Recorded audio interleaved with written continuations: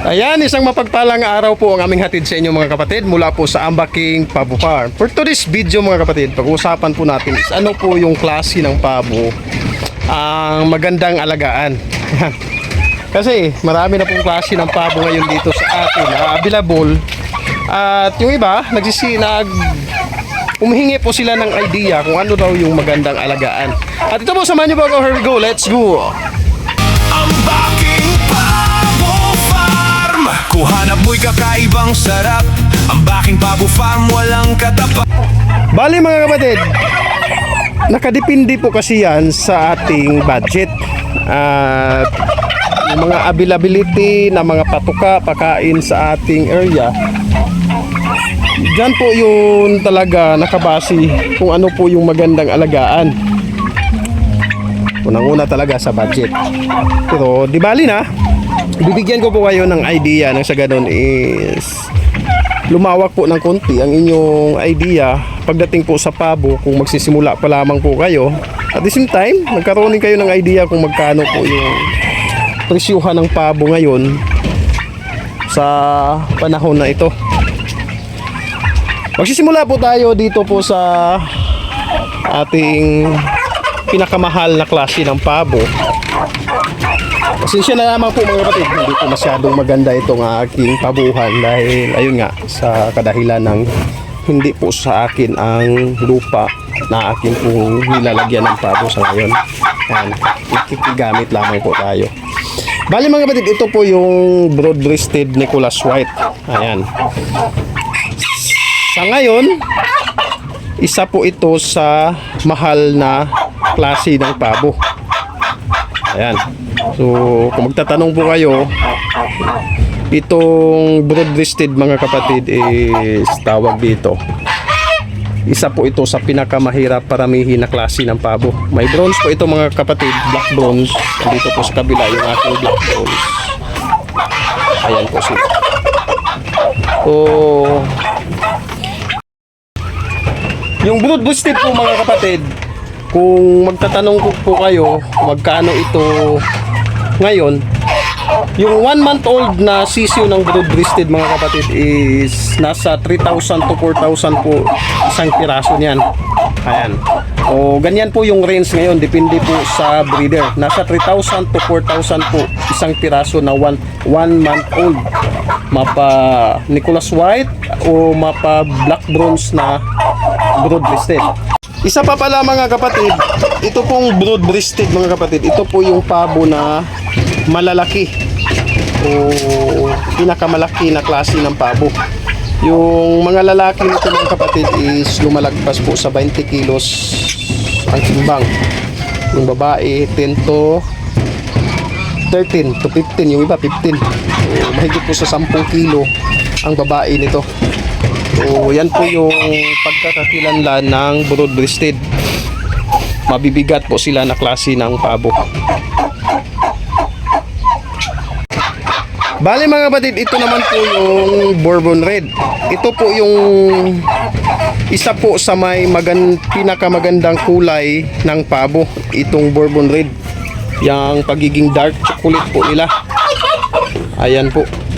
Yan po yung isa sa nagpapamahal ng pabong ito dahil yung kanilang kulay. So, hindi po ito masyadong malaki mga kapatid, itong Bourbon Red.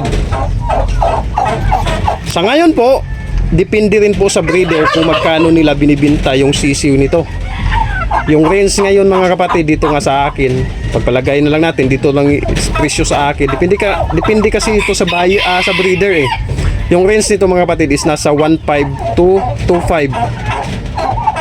Yung 1 month old na ng Red Bourbon. Ayan. Yung iba, mahal sila magbinta. Pero dito po sa amin ngayon, dito sa Cebu, nasa 1.5 to 2.5 po yung 1 month old nito. Ayan po yung bintahan ng sisiyo ng Red Bourbon. Ipakilala ko na po sa inyo yung dalawang pabo mga kapatid. Yung isa mga kapatid is yung blue slit. Wala pa akong blue slit mga kapatid. Yung kanyang kulay is yung kulay abuhon. Parang abo yung kulay. wala po akong maipakita sa inyo ngayon dito sa akin kasi nagkaroon ako noon, pinull out ko na lang mga kapatid kasi ayun, pagdating po sa laki is hindi naman po siya masyadong malaki talaga. Yung iba nga parang native lang. Ang susunod naman mga kapatid is ito pong tinatawag na hybrid. So ayun, yung hybrid naman mga kapatid is ito, mga upgraded lang ito. Ipapakita ko naman yung sa inyo yung hybrid ko na mga paabo na nandito sa kabilang kulungan. Hybrid. So, ayan, ito po yung mga hybrid ko po mga kapatid. So mga anak na po ito ng brood boosted at saka upgraded na binangga. Ito po sila. Ayan. Yung presyuhan ko naman ngayon dito sa akin tong mga anak ng hybrid is 1.5 yung isa, 1 month old, 1.5 mga kapatid, ang 1 month old. Ayan. Yung mga lalaki nito is nasa 13 kilos, 15, nasa mostly talaga nasa 12, 11. Ayan, ganyan po kabigat yung kanilang timbang. Ito naman mga kapatid, ito po yung mga upgraded turkey ko po dito. Yung mga lalaki rin ito, maabot rin ng 11, 10 kilos. Ayan, mga upgraded. So, ito, hindi na sila masyadong mahirap paramihin. Parang katulad na lamang po sa native. Itong mga upgraded. Ito po yung mostly na ginagamit ko na mga panglitso na pabo. Kasi yung mga babae nito 3 to 5 kilos, yan po yung kanilang timbang. Depende na lamang po kung anong dugo yung lumalabas na mataas, yung pagiging brood breasted ba o yung halong native.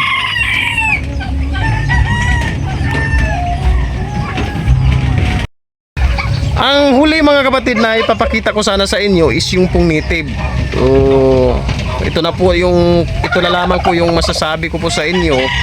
Pagdating po sa pabo ngayon, lalo na pag dito po kayo sa Cebu, kung native na pabo po yung inyong aalagaan,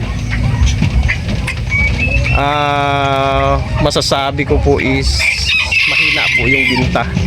Ayan, so bibigyan ko po kayo ng isang halimbawa na nangyari dito sa akin. Meron po akong kaibigan na nag-aalaga po siya ng pabo, tapos ayun, nag-stop po siya.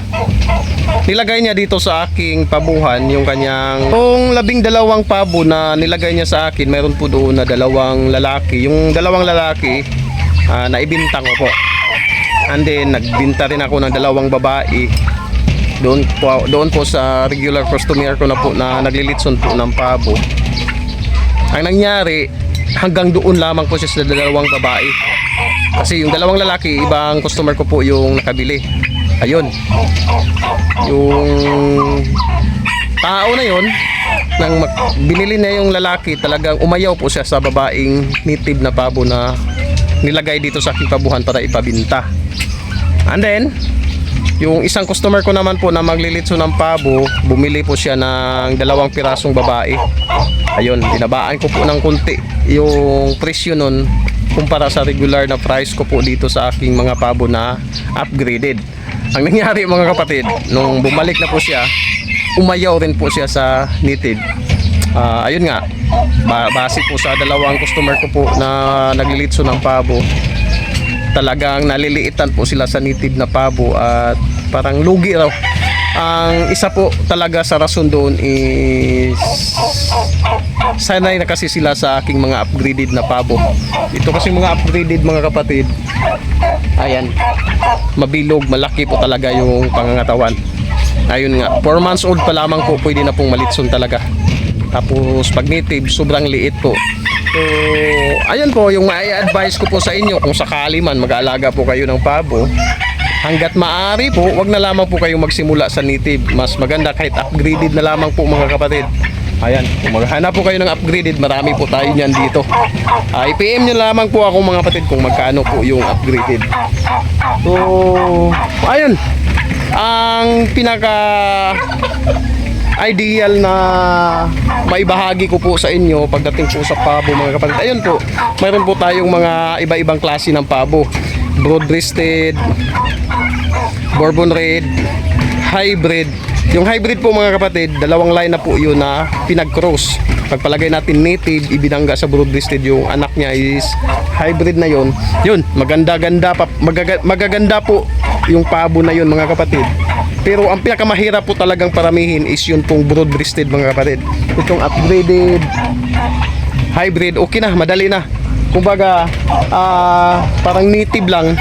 Ang problema lang is mas mataas-taas talaga yung percentage ng papisa ng native kumpara po natin sa may mga dugo na pong broad-breasted. Pero pag upgraded at hybrid, okay na po mga kapatid, madali mong makapagparami talaga kumpara po sa broad-breasted. Yung pure na broad-breasted talaga yung pinakamahirap.